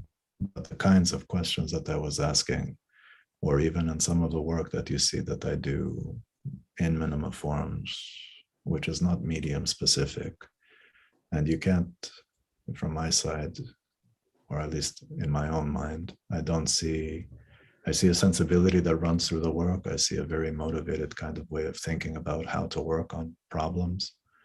But for sure, that reading may not be fully legible to somebody else. I mean, somebody else may think that, oh, today Theo is building a robot, tomorrow he's building a cloud. Today he's doing a competition for a building, tomorrow he's doing something else. And partly that comes because I don't feel the disciplinary distinctions at this time are as meaningful as they once were. And I say that. I mean, I think you're right. I think you're right conceptually. I mean, I would say, sensibility and style, those are almost interchangeable terms, right? I mean, yes, I think they are actually. Well, I'm talking about me. I'm not talking about Patrick's discourse. I'm talking about my own understanding. But I do think that there is a necessity to instrumentalize. I mean, the built environment is, there is, even on a very small scale, a kind of, a lot of leftovers from many, kind of traditions of building and sort of the way certain industries developed. And we have like a very kind of archaic way of still building, even though we have technologies that can afford us amazing ways to build things. I'm looking at Cheget's bridge at the Biennial, and it's just amazing, So I'm just kind of asking myself, how can those kinds of ideas be instrumentalized in the architecture world so that we can end up with an environment that truly does depart? And I think that's what you're doing in your practice. You're kind of departing from, the conception of architecture as, you're seeing it around you, or you're seeing it practiced, maybe in the profession. So I guess what I'm saying is, there still is a profession of architecture. There still is like a number of hurdles to kind of pass through in order to be able to practice architecture. And, in order to do that, there has to be some way to kind of bridge between the art world and kind of manifesting on a certain scale so that the city itself can become transformed. So I don't believe that just having like really interesting, distributed interventions, for instance, is the only way to kind of transform a city. No, I'm not suggesting that, and I think it's important to also understand. Like, Patrick and Sajay are dear colleagues and friends, and they've been evolving discourses. But I wouldn't say that the work of the office is kind of generalizable. It's the work of the office because it's highly specialized and it's asking fundamentally very different questions than what everyday architectural practices are offering. So that's where I'm saying that language, I think, in this kind of discussion doesn't always serve us, because I'm not speaking in a way that's trying to speak that there is a right and a wrong way. I think the issue is that that's not the question for me right now. The question fundamentally has always been, I think, how we can explore ideas. And I think that's what has made the collaboration in the DRL very important, and I think much more hybrid than somehow is given attention outside. Because I think in some moments there's a difference between kind of working together and developing work, and there's other kind of aspects of communicating things which in some sense lend themselves to a very kind of short-formed understanding. I don't think we even talk about parametric design right now, but at the same time we don't talk about generative design. I think the ideas of trying to look at gamification strategies and participation and trying to see how architecture can kind of evolve in a manner that is basically taking time as an to the radicalities of just actually what it means to make anything in the world. I think are things that we explore on a daily basis. And I think we do that with a certain synergy. My commentary in terms of some of the things that you're mentioning with me is that I fundamentally, as a person, have always had to somehow go through a process of really deconstructing certain ideas. To be honest with you, my ideas may be coming from very different places. Some are computational, some are driven by science, some are driven by artistic practices. They're particularly situated with a particular moment in time of the 50s till, let's say, the 80s. But it's fundamentally more because I feel some of the questions that they were asking and the ways that they worked on it, I think, are important not to forget. So I don't share the same lineage, let's say, or connection to some of the, let's call it, digital designers and the digital avant-garde, because those questions were also very different. I mean, from the perspective of tools, I was young, but I was still working with those. So the questions for me were not philosophical. They were very much design research. It was also about trying to move away from working on things in a way which was speculating about a certain knowledge that I may not have access to. So it was always inviting different kind of methodologies to somehow help and shape in developing a knowledge which I think in some ways has offered, I think, potential alternative models. And I don't think that those are antithetical, but I have to say, like, you know, they are driven with, I think, some very specific desires. And I think it's okay to disagree about certain things. I don't think that we need to believe that there is one methodology. Because yeah, I mean, yeah, that's kind of my point. But also there has to be at a certain point, I think, in order for these ideas and experiments to become manifest in the built environment, you know, maybe I do think in a more permanent way is important, even though I think the timescales in which architecture is, or the city is zoned and practiced, are, you know, they're not kind of calibrated to what's actually happening. But I think the one thing that you're saying, though, somehow makes the suggestion that I'm not interested in those things. And I think... Oh, no. I'm not saying that. I mention it because it's turned into a conversation rather than like other people speaking. But I mention it mostly from the perspective that from my side, if I take what you're saying with respect to the metaverse, then, you know, the DRL in some ways is a model for that. Right. That's exactly right. I'm just mentioning that because I think if we agree or disagree, that's not the point. The point is that, is there a platform where we can be working on these ideas and in some sense, you know, of course, have a strong self-critical kind of evaluation, and that comes through an active dialogue. That also comes with trust and respect and all of these things. And it's also an acknowledgement of the biases that we also have. Now, the issue is that my history is very close to the histories that you're talking about, with the exception of the newfound technologies. A lot of those new media technologies I know very explicitly. A lot of those experiments and some of the places through art or other kinds of strategies were always very tangible to me.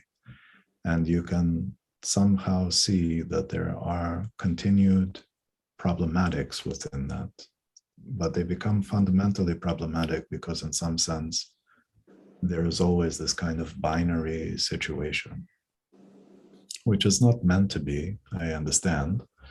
But if there isn't a somehow deeper history of some of these issues, then we are somehow spinning our wheels in a conversation that, to be honest with you, I don't think that we can afford.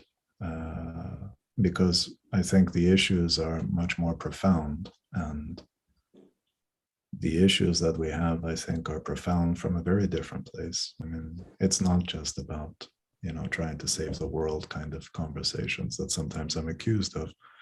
But I think the issues are much more like, how do we make things more human? How do we make things more accessible to people so that they feel that they have agency, and that agency can be productive in the ways that they can contribute to projects? And I think the difference between self-authoring or co-authoring is, I think, fundamentally to just challenge that whole conception of authoring in the first place. I think that was part of why I mentioned the early ideas of the internet, which were very varied.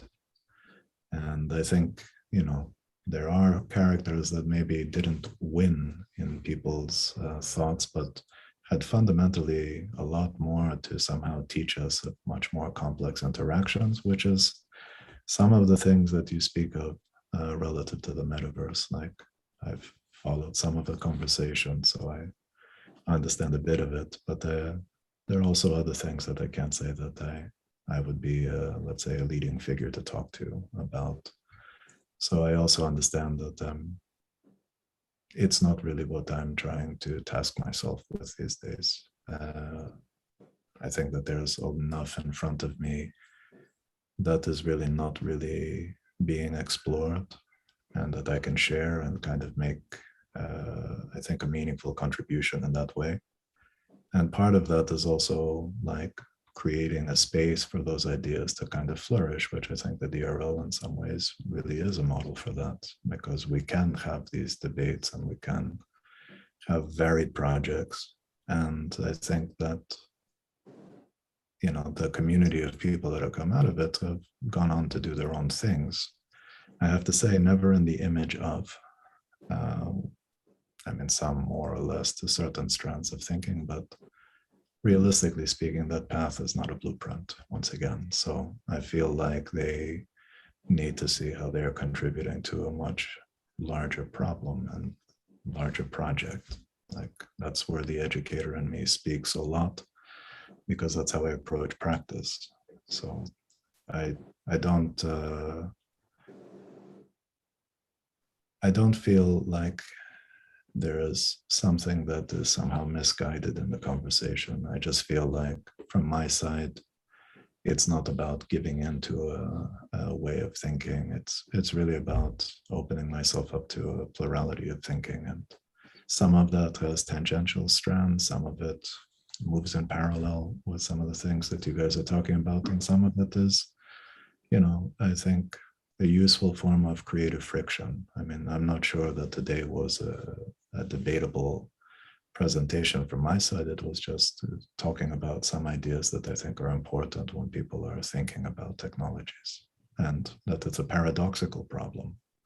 I mean, architecture at the heart of it is a paradoxical enterprise. It is a collective experiment. That's how it's brought into the world. So to think about it otherwise, I think sometimes is mischaracterizing what really is at the heart of constructing a world. And I think, since you see the metaverse as a world, I think that there is much more correlations that maybe could move beyond, let's say, certain words from my side. So I'm not going to talk about style again, because I don't think that that's the issue. But that doesn't mean that the definition that people are commenting on is actually appropriate either. So I think that has a lot of misreadings, which unfortunately doesn't get to the heart of the conversation, which would be a debate. And I think a very important debate, but I would say it would question the limits of semiology. It would introduce different ideas of models of understanding, some human, some non-human. And I think that that's also part of what I've tried always to speak to. There are systems for human-to-human interfacing. There are systems of human and machine interfacing. And then we have entered into a domain of machine-machine interfacing. So I see that as the ecology. I mean, that's what my PhD was trying to make the argument for. And I see them actually as equal partners. Because I think my approach is much more coming from a conversational model, which I also think is a very important way of facilitating interaction, because it doesn't have to have a clear beginning or ending. But for communication to truly exist, it has to be something which is in dialogue with. And that's where I feel like my model of intelligence is really a model in between things and not discussed as something that's attributed to something. And I also think that that's what allows me in some ways to make an argument, which I think would be interesting to debate in another occasion, about where intelligence resides, because I think it's different from how certain things are being discussed in the AI world today. Yeah, I'm actually, regarding the term debate, so the first event that you attended in 2015, the ArchAgenda debates, was really, I mean, it was, the world was different, right? We were living in a completely different condition, and the idea there was very different. It was kind of a really, truly a debate, trying to kind of establish the way forward. And I think we're still trying to do that, but, and I think you're part of that. I count myself as part of that. I count a lot of other kind of agents as part of that. But this year, I'm kind of throwing out the idea that debate could be also viewed as like an internal process, something like debating or thinking deeply about something. Sure. And especially because we have, had like an immense, worldwide like shift, shock, catastrophe. And I think the world is recalibrating because of that. And so I think it is a time of kind of accelerated, necessity for dialogue, but also for kind of theoretical trajectories about what might unfold out of that. So, I mean, the whole idea of the metaverse, I think really what's happening in the actual market of metaverses is, this idea that, we have to figure out a more interesting way, visual and interactive way to work, so that we can work remotely and stuff like that. I think most of the market is geared on that. And then there's another market that's sort of still very much about gaming and sort of like getting people into a fantasy world that's really intense and violent a lot of times. So, so that's where I think, you have things like Meta popping out of Facebook, and, it's a market. But I don't think that's something negligible. I mean, I think markets are important. They're important ways that shape our thinking as well. But that's like a topic for a different discussion. But I think what I'm trying to say is, I think what you're expressing is sort of the hesitancy about the metaverse and sort of hesitancy about like the closeness of some of the discourses to, how corporations function. I mean, I think a lot of people have this like kind of unease.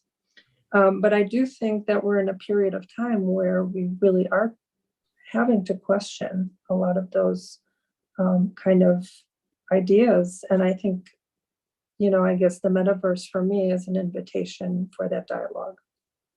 And maybe it's, yes, the AADRL, I would say a lot of schools are fundamentally like metaverses, kind of inviting cross dialogue. But I also think, there's a space for a lot of people to come together and, maybe initially in a very kind of baby version, like a very kind of embryonic, like not quite there, the technology is not quite there, um, the various ways to stack the technology isn't there. I mean, there's conceptions of how the metaverse will arise over the next 20 years.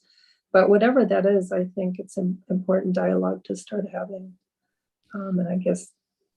Yeah, I mean, I think, because you said it, I had reluctancy, I think was the word, or hesitancy. I mean, I think I would basically respond to it in this way. I think my interests and the things that I find quite urgent these days maybe don't foreground the metaverse as like the kind of underlying platform to kind of explore some of these things. And so I don't feel, let's say, clearly as connected to some of this as others. But that doesn't mean that I don't see that it's important. I mean, generally speaking, the issues around some of the things that you're talking about, of course, influence. And I also feel, though, that there are other things that also are quite pressing subject matter that needs attention to. I think the important part is that there's dialogue between those worlds, because I don't see them as a world. I think the reason I use the Heinz Vaz Forrester conceptualization is that I actually don't feel that dialogue and conversation in the way that sometimes is spoken about is really kind of working towards shared goals. It somehow tries to articulate a goal. And I think the whole notion of worlds within worlds that sometimes is talked about as a very abstract thing is not really abstract for me. It's ways to kind of prototype and operationalize ideas that may have sometimes great degrees of magnitude, but those are not in a way communicated without a kind of proof of concept or a really a strong declaration and kinds of discussion. So I may find myself at very different tables, having very different conversations. And in some ways, I think always champion architecture in all of its manifestations, as long as it's really asking more from it than basically what is the status quo. Because I don't think what was being discussed as avant-garde or radical or experimental architecture should be qualified as just free-form experimentation. I think it was always challenging norms and constructing alternative models, and that we have an evolution of history of examples that we continuously reference as benchmarks. And then there's always the issues, well, why didn't they sort of take off? So my feeling is not always really that fundamentally tied to market, because I don't have such a belief in it as others. And the same could be said about politics. So I do feel a very strong statement of accountability, which I would tie under the domain of social responsibility. And that's where I feel some of the conversations which are fundamentally human as a starting point sometimes necessitate kind of ways of working that actually don't see the human at the center of things, because the problem is something very different. But the goal, I think, is the same. So I feel like models of communication, what we speak about when we try to operationalize systems, how we challenge the inherent biases of some of the things that we work with, I think is important. And I see my role as part of that.